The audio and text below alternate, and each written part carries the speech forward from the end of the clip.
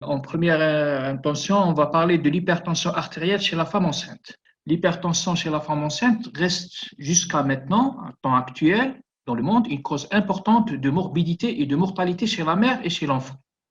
Alors la mortalité, c'est quelque chose de très simple, c'est la mort, ce qui rapporte le pronostic vital de la maman ou du nouveau-né. Mais en ce qui concerne la morbidité, c'est toutes les conséquences qui sont permanentes ou qui vont disparaître à court ou à long terme, qui vont toucher que ce soit la mère ou l'enfant. Je vais donner un exemple pour le nouveau-né qui va développer lors d'une souffrance fœtale un handicap psychique ou un handicap moteur. Et pour ce qui concerne la morbidité chez la maman, elle peut avoir une lésion cérébrale suite à une rupture d'anévrisme, une HTA, etc. Donc la morbidité, ce sont les séquelles qui peuvent engendrer après une pathologie. Alors, le véritable traitement de l'HTA chez la femme enceinte, il faut le savoir, c'est l'arrêt de la grossesse.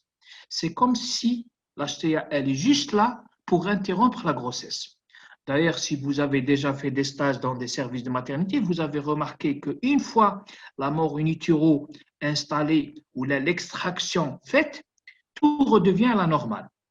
Donc, pour s'en débarrasser ou pour traiter réellement l'HTA chez la femme enceinte, il faut interrompre la grossesse. Le problème ne se pose pas lorsque la grossesse elle est aux alentours du terme, c'est-à-dire la grossesse elle est à 34, 35, 36. Parce que même si c'est un prématuré, le nouveau-né peut s'en sortir. Le problème se pose devant la prématurité majeure, c'est-à-dire à 30 semaines, à 31, 32 semaines, ou dans des structures qui ne disposent pas d'un plateau technique pour la prise en charge de ce nouveau-né prématuré qui va naître. C'est pour ça que l'HCA, elle reste toujours un problème de santé publique. Alors, le véritable traitement demeure l'arrêt de la grossesse et la délivrance du placenta, c'est-à-dire l'extraction du placenta. Situation qui peut poser un problème si le terme de grossesse est précoce. Alors, quelle est la définition? Vous la connaissez tous, c'est une définition classique. C'est la découverte d'une pression artérielle systolique supérieure ou égale à 140 mm/mercure et ou, c'est-à-dire, il ne faut pas forcément que les deux conditions soient associées, il suffit qu'une seule. Et ou la diastolique supérieure ou égale à 90 mm à au moins 2 reprises. C'est-à-dire qu'il faut reprendre cette prise à distance de la première après un repos. Surtout en position décubitus latéral gauche ou en position assise. Alors, avant de passer à autre chose, il faut savoir qu'en matière d'obstétrique, on a une classification. Cette classification, elle est basée de celle du Collège américain des gynécologues et obstétriciens, qui donne 4 groupes, le 1, le 2, le 3 et le 4. Le type 1, c'est la prééclampsie. Le type 2, c'est l'hypertension préexistante chronique. Le type 3, c'est la prééclampsie surajoutée. Le type 4, c'est l'hypertension gravidique. Ça veut dire quoi? Ça veut dire le jour où je me retrouve, par exemple, aux États-Unis, je vais présenter un cas et je vais dire que cette femme enceinte présente une hypertension type 2. Alors, tout le monde, sans entrer dans les détails, ils vont savoir qu'il s'agit d'une hypertension préexistante, c'est-à-dire chronique. Je vais dire que c'est un type 4, c'est une HTA gravidique. Donc, c'est une classification universelle. Alors, la prééclampsie, avant, on l'appelait la toxémie gravidique. Maintenant, on l'appelle la prééclampsie, c'est-à-dire c'est l'étape qui va précéder la crise d'éclampsie. La prééclampsie, c'est un syndrome spécifique qui apparaît après 20 semaines d'aménorrhée. Il va associer 2 éléments obligatoires. C'est l'hypertension artérielle et une protéinurie. Cette protéinurie, elle doit obligatoirement être supérieure à 0,3 ou là 2 croix Flapsticks. Alors pourquoi 0,3? Pourquoi pas 0,2?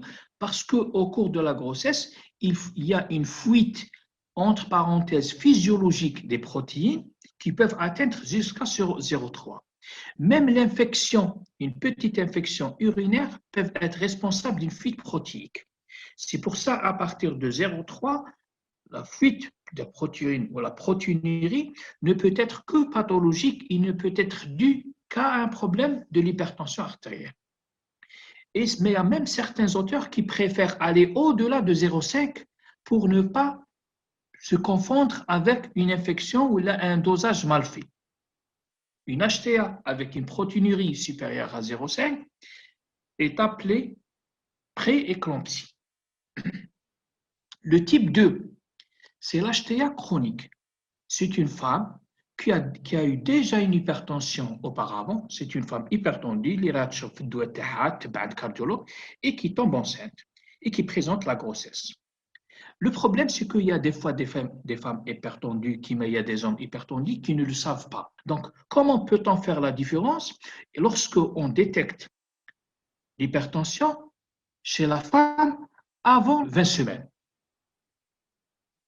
Avant 20 semaines, ça veut dire que ça peut être une HTA chronique. Toute HTA découverte au cours de la grossesse et qui ne disparaît pas révèle de la même rubrique. C'est-à-dire, si après une césarienne ou après un accouchement, l'hypertension elle persiste, ça veut dire que c'est une HTA chronique. Type 3, il y a la prééclampsie surajoutée. C'est quoi la prééclampsie surajoutée? C'est le type 2, c'est-à-dire c'est une femme qui était hypertendue auparavant et elle vient de tomber enceinte. Mais au cours de cette grossesse, il va y avoir une apparition d'une protéinurie à partir de 0,3, bien sûr. Et là, elle va rejoindre le type 1. Elle va devenir presque le type 1. Mais pour faire la différence entre le type 1 et le type 3, SMUHA, la prééclampsie s'y rajouter. Quelle est la différence? Par exemple, sur le plan pronostic, le type 3, elle est de pronostic plus mauvais parce que c'est une femme dont les organes vasculaires et le cœur ont déjà été soufferts auparavant par une HTA chronique. Le type 4, c'est une HTA gravidique. C'est-à-dire quoi, une HTA gravidique? C'est une hypertension qui apparaît après 20 semaines, mais sans protéinurie. Et elle disparaît en postpartum. On peut aller jusqu'à 12 semaines, c'est-à-dire 3 mois après le postpartum. Mais elle ne réapparaît qu'au lors de la prochaine grossesse. C'est-à-dire, l'HTA, l'hypertension gravidique, elle n'existe que si la femme elle est enceinte. Elle est enceinte, elle est hypertendue, elle n'est plus enceinte, elle disparaît. Bien sûr, là, la protéinurie n'existe pas. Donc, à la fin, on va avoir deux grands groupes. Le premier groupe, c'est une hypertension avec protéinurie qui regroupe le type 1, la prééclampsie, et le type 3, c'est la prééclampsie surajoutée. Et un deuxième groupe, c'est une hypertension sans protéinurie. Le type 2, c'est une HTA chronique, et le type 4, c'est une HTA gravidique. Toujours la question, pourquoi cette nouvelle classification? C'est pour mettre de côté deux types d'hypertension avec deux pronostics différents. S'il y a une protéinurie, ça veut dire le pronostic il est sombre. S'il n'y a pas de protéinurie, le pronostic il est meilleur. Parce que qu'est-ce que ça veut dire une protéinurie? Ça veut dire qu'il y a un début d'atteinte rénale, de la filtration glomérulaire. Parce que normalement, les protéines ne passent pas dans les urines. Alors, quelles sont les complications de l'hypertension artérielle au cours de cette grossesse? Alors, ce qu'on voit généralement lors de la consultation, c'est généralement on insiste sur l'HTA. Si la tension elle est à 18,11 ou le 18,12, on panique. Si la tension elle est à 14,9 ou la 14,5, 9,5, on va dire que c'est bon. Ça, c'est faux. Parce que ce qu'on voit réellement, c'est juste la partie submergée. Et la partie basse, c'est là où il y a le plus de complications qu'on va essayer de les détailler. Ces complications peuvent être d'ordre maternel ou fœtal. Alors, pour ce qui est de la maman, la complication majeure, c'est la crise d'éclampsie. Deuxième grande complication, c'est le HELLP syndrome. Et le reste, c'est des complications qui ne sont pas spécifiques à la grossesse, qui existaient déjà. C'est les complications cardio-respiratoires, les complications rénales, les complications neurologiques et les complications hémorragiques. On va commencer par la crise d'éclampsie. La crise d'éclampsie, c'est quoi? C'est une complication redoutable. C'est des crises convulsives qui surviennent au cours de la grossesse. Je pense que vous en avez déjà vu. Elles peuvent survenir au cours de la grossesse, au moment de l'accouchement, c'est-à-dire au cours du travail, et elles peuvent même aller en postpartum. C'est pour ça qu'on demande toujours de la surveillance qu'elle continue en postpartum. Elle est responsable de décès maternels, malheureusement, par des œdèmes et des hémorragies intracérébrales. Deuxième complication, c'est le HELP syndrome. Le HELP, c'est hémolyse, des augmentations des enzymes hépatiques et une thrombopénie. Pour faire le diagnostic, par exemple, de l'hémolyse, il faut demander une formule et un bilan hépatique pour trouver une augmentation du taux de bilirubine. Bilan hépatique qui doit aussi rechercher transaminases qui sont très élevées, une baisse des plaquettes. Lorsque ce tableau il existe, on parle de HELP syndrome. Le HELP syndrome, c'est une urgence. La présence du HELP syndrome impose automatiquement une interruption de grossesse, quel que soit l'âge de cette dernière. Troisième complication maternelle, c'est les complications cardio-respiratoires. L'augmentation de la perméabilité capillaire et la baisse de la pression oncotique, elle va favoriser une fuite liquidienne du secteur vasculaire vers le secteur interstitiel. C'est l'œdème pulmonaire. On peut aussi trouver un dysfonctionnement ventriculaire gauche. Je reprends.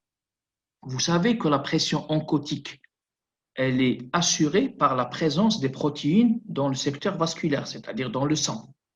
S'il y a une fuite de protéines, une protéinurie, automatiquement, l'albuminémie, elle va baisser. Si l'albuminémie va baisser, la pression oncotique va aussi s'effondrer. Résultat, c'est du liquide qui va sortir du secteur vasculaire vers le secteur interstitiel. Ça va donner les œdèmes. Les œdèmes adipinaux au niveau des membres inférieurs, elle va changer de pointure, on a l'habitude, mais des fois c'est physiologique suite à la grossesse. Et il y a aussi, lorsqu'elle est allongée, ou là, le lendemain matin, ça aussi, normalement, c'est physiologique. Mais des fois, ça devient pathologique où il y a une fuite, même au niveau du cerveau, c'est un tissu lui aussi, il va y avoir une compression sur le tissu cérébral. Qu'est-ce qu'il va engendrer? Il va engendrer une souffrance cérébrale, une crise convulsive qui met l'épilepsie, qui met les personnes porteurs de tumeurs cérébrales, à des crises épileptiques liées à la souffrance cérébrale par compression. La même chose, c'est la cause des crises convulsives. Le dysfonctionnement du ventricule gauche, c'est tout à fait normal. Suite à la charge de l'hypertension artérielle, on va trouver une cardiomégalie, surtout du côté du ventricule gauche. Les complications rénales, la protéinurie elle-même est une traduction d'une atteinte rénale, suivie d'une hypoperfusion rénale qui peut être responsable d'une nécrose tubulaire qui aboutit à une insuffisance rénale aiguë, des fois réversible ou définitive. Les complications neurologiques, c'est les mêmes qu'en dehors de la grossesse, sont dominées par les crises convulsives généralisées de l'éclampsie avec troubles de la conscience et même des lésions cérébrales irréversibles. Les complications hémorragiques, on a l'hématome sous-capsulaire du foie, l'hématome rétroplacentaire et la coagulation intravasculaire disséminée. Pour ce qui est des complications fœtales, la première des choses, c'est la prématurité spontanée. Spontanée, c'est-à-dire qui se fait sans intervention du médecin. Cette prématurité spontanée, elle est due à la souffrance du bébé. Lorsqu'il y a une mauvaise invasion trophoblastique, il y a un défaut des échanges. C'est pour ça qu'il y a le retard de croissance intra-utérin. Ce défaut d'échange entre la maman et le fœtus en matière d'oxygène et d'éléments va engendrer une souffrance. Cette souffrance, elle va se traduire par des contractions pour libérer le bébé de ce milieu hostile. Ça donne la prématurité spontanée. Mais des fois, c'est une prématurité induite. C'est-à-dire, c'est une femme, comme au cours d'une garde, à 34 semaines ou 33 semaines, vous trouvez que la tension elle est incontrôlable, que le bébé souffre, vous êtes obligé de faire la césarienne pour sauvetage fœtal et ça s'appelle une prématurité induite, soit parce qu'on veut sauver la maman, soit parce qu'on veut sauver le bébé, soit parce qu'on veut sauver les deux, sauvetage maternel, fœtal ou les deux. La deuxième complication fœtale, toujours suite à ce mauvais échange ou baisse de perfusion placentaire, elle va donner une souffrance fœtale chronique, c'est-à-dire le bébé n'a pas assez d'éléments pour assurer sa croissance. Qu'est-ce que ça va donner à la longue? Ça va donner un retard de croissance intra-utérine qui s'appelle l'hypotrophie. C'est un enfant dont la croissance, le poids, que ce soit le poids ou la taille de ses parties du corps, sont au-dessous des normes. Si cette souffrance fœtale chronique n'est pas prise en charge correctement, elle va donner une souffrance fœtale aiguë, surtout au moment des contractions où il y a une accentuation ou contraction qui vont encore aggraver ce défaut de perfusion. Et si cette souffrance fœtale aiguë n'est pas jugulée à temps, on va assister à une mort fœtale in utero. Alors, quelle est notre conduite à tenir? Quelle est la conduite à tenir devant une femme qui présente une hypertension artérielle? Alors, la première des choses, c'est confirmer l'hypertension. La deuxième, c'est évaluer la gravité. Troisième, c'est établir un pronostic maternel et fœtal. Et en quatrième lieu, c'est prendre une décision thérapeutique, médicale et obstétricale. Alors, pour ce qui est du diagnostic de l'HTA et de la classification, on en a déjà parlé. Il suffit de prendre la tension à plusieurs reprises chez une femme alitée en DLG et bien sûr demander par un examen simple qui est l'ABSTIX pour détecter s'il y a 2 croix au plus pour définir une prééclampsie ou pas. Si l'ABSTIX il revient positif, on est obligé de faire un dosage pondéral par les protéinurées des 24 heures. Si l'ABSTIX il est négatif, on la laisse tranquille. C'est-à-dire, dès l'admission ou la consultation, on peut classer cette hypertension comme hypertension avec protéinurie, hypertension sans protéinurie. On va juste demander à la femme d'uriner sur cette bandelette et elle va revenir avec une bandelette colorée qu'on va comparer avec ce qu'on a sur la boîte et on va dire l'ABSTIX négatif, c'est-à-dire inférieur à 2 croix, ce n'est pas une prééclampsie et ce n'est pas une prééclampsie surajoutée. Si c'est positif, là, on est obligé de l'hospitaliser ou en ambulatoire, qu'elle collecte ses urines des 24 heures et qu'on va faire le dosage de la protéinurie des 24 heures. Comment évaluer la gravité et le retentissement? Alors, on a, bien sûr, il y a 2 personnes, il y a la maman et le fœtus. Pour la maman, on va voir tous les organes susceptibles d'être touchés par l'hypertension artérielle. En premier lieu, on va demander le bilan rénal, un examen ophtalmo, un examen cardiovasculaire et une formule avec un bilan d'hémostase. Pour ce qui est du fœtus, on va demander un enregistrement du rythme cardiaque fœtal, l'échographie obstétricale et un Doppler.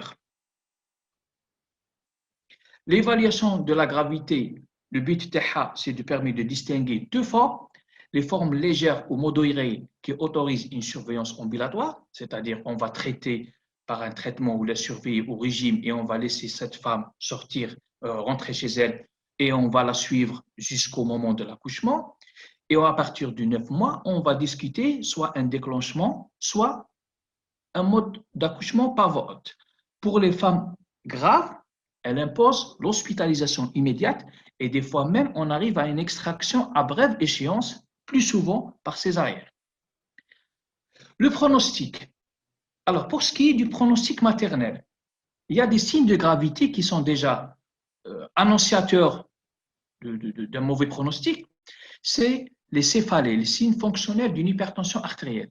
Les céphalées, les troubles visuels, les phosphènes, ou auditifs, ce sont les bourdonnements. Lorsqu'on a ça, ça veut dire qu'il y a déjà un impact négatif sur le cerveau. On peut aussi parler de signes de gravité lorsque les chiffres de tension sont assez élevés à partir de 16 et 11 pour la diastolique. Lorsqu'on trouve des œdèmes qui sont importants, prenons le godet. Le godet, c'est lorsqu'on appuie sur les œdèmes et ça reste l'empreinte du doigt. Voilà. Surtout visible au niveau du visage, surtout le matin, au membre inférieur, mais surtout la main, le signe de la bague, où la femme elle est obligée d'enlever sa bague. Il y a aussi cette notion de prise de poids récente et brutale lorsqu'elle vous dit que normal, mais cette semaine, j'ai pris beaucoup de poids. Le poids, c'est juste du liquide. C'est une cassure de la courbe de poids de cette parturiente. Les signes de gravité, ça peut aussi être une oligurie, c'est-à-dire une atteinte rénale et début d'insuffisance rénale. Le signe de gravité, c'est surtout aussi une protéinurie massive qui est détectée à la bandelette et confirmée par une protéinurie. Pour ce qui est du pronostic fœtal, lorsqu'on fait un enregistrement du rythme cardiaque et l'échographie pour établir le score biophysique de Manning, c'est le score de bien-être. Ça permet de dire si l'enfant ou le fœtus, il est en bonne santé à l'intérieur de l'utérus ou pas. Donc, on établit un score de Manning. La diminution des mouvements actifs fœtaux qui sont cités par la maman. La maman a dit que le bébé il ne bouge pas bien. C'est un signe subjectif, mais qui nous pousse à chercher mieux, à faire l'échographie et à compter les mouvements de fœtus directement en live. On peut aussi mesurer la hauteur utérine pour avoir une idée sur la présence ou pas d'un retard de croissance intra-utérin qui, heureusement, peut être confirmé par une échographie obstétricale pour avoir une biométrie fœtale. Alors, quelle est la décision thérapeutique médicale et obstétricale? Alors, pour ce qui est du traitement médical, l'intérêt il est très limité parce que le traitement, il influence peu le pronostic de l'HTA qui n'est ici qu'un symptôme d'une maladie polyviscérale. Même si on équilibre la tension, si vous avez fait le stage, vous allez me dire que effectivement c'est vrai, parce qu'il y a des femmes qui sont bien équilibrées sur les chiffres tensionnels, mais qui malgré ça font des HRP, font des morts unilatéraux, font des crises d'éclampsie. Donc l'HTA, dans ce contexte-là, n'est qu'un symptôme. Il ne faut pas justement aggraver la souffrance fœtale en traitant énergiquement l'HTA. Des fois, le réanimateur, il a tendance à faire baisser rapidement les chiffres tensionnels. Non, c'est très mauvais ça, parce que en réduisant la tension, les chiffres tensionnels, on va réduire en même temps la perfusion utéroplacentaire. Il y a qu'un le fœtus en souffrance chronique, il va faire son souffrance aiguë, il va même entraîner la mort in utero. Donc, le but du traitement de l'HTA ici, c'est juste d'éviter les à-coups hypertensifs. Alors, en ce qui concerne ce qui est interdit dans la prise en charge thérapeutique, c'est le régime sans sel. C'est interdit le régime sans sel, il faut qu'il soit un régime normosodé. Pas demi-sel, c'est régime normosodé, parce que ce n'est pas la même physiopathe de celle de l'HTA en dehors de la grossesse.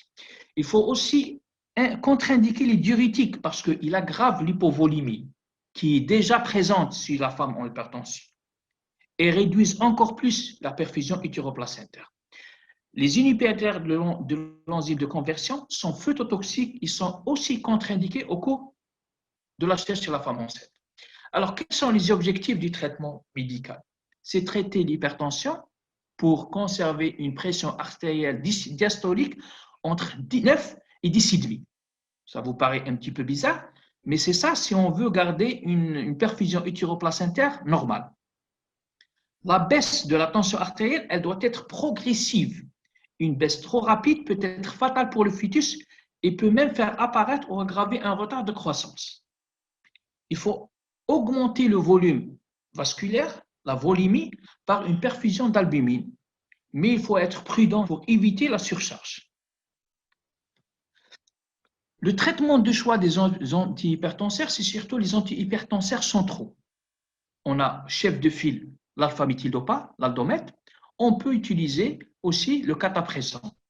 L'alpha-bloquant à raison de type Trendat, les inhibiteurs calciques type Loxène, les bêta-bloquants, ils ne sont pas vraiment les bienvenus parce qu'ils risquent de provoquer des retards de croissance et une bradycardie fœtale. j'ai dit que pour les diurétiques, ils sont déconseillés parce qu'il y a une situation d'hypovolémie efficace. Ce qui sont contre-indiqués, c'est les inhibiteurs de l'enzyme de conversion, les anti-rénine-angiotensine 2 et les inhibiteurs de rénine. En cas d'une HTA légère ou modérée, on peut surveiller en externe avec repos, arrêt de travail. On peut commencer le traitement toujours en monothérapie. La surveillance, elle doit être renforcée. Consultation tous les 10 jours environ, un bilan biologique régulier et des échographies mensuelles avec Doppler utérin à partir de 22 semaines. Au 9e mois, il faut discuter un déclenchement du travail en fonction des conditions obstétricales. Si cette dernière ne le permet pas, il n'y a pas de contre-indication à poser l'indication de la voie haute. Pour ce qui est de l'hypertension sévère ou la prééclampsie, il faut hospitaliser d'emblée, surveillance maternelle fœtale très étroite et proposer un traitement médical hypertenseur toujours en monothérapie et augmenter progressivement jusqu'à atteindre la dose maximale. Si cette dose maximale n'atteint pas les objectifs, on va passer à la voire la trithérapie. L'administration, elle doit être par voie parentérale et de préférence à la seringue électrique. Si la grossesse elle est assez jeune, il faut indiquer une corticothérapie pour accélérer la maturation pulmonaire fœtale. Et bien sûr, être présent et être prêt pour toute éventuellement une extraction fœtale en urgence. Alors, pour ce qui est de la prise en charge obstétricale, il faut hospitaliser en urgence et provoquer la naissance le plus souvent par césarienne. Si, voilà les conditions. Lorsque la prééclampsie elle est peu sévère après la 36e semaine, là, il n'y a aucun gain par rapport au risque.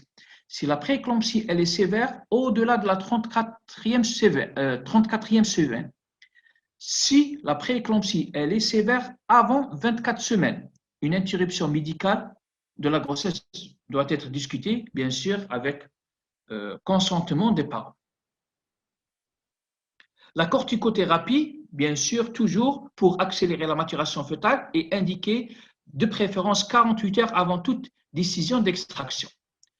En postpartum, pour les suites de couches, les complications sont encore possibles. On a les poussées hypertensives, l'éclampsie, la coagulation intravasculaire disséminée et le HELLP syndrome. Et l'HTA met parfois plusieurs semaines pour disparaître. Donc, il faut maintenir une surveillance étroite et n'arrêter que progressivement le traitement antihypertenseur. À la sortie, la contraception doit éviter les œstroprogestatifs, attention à cette phrase, et préférer les microprogestatifs.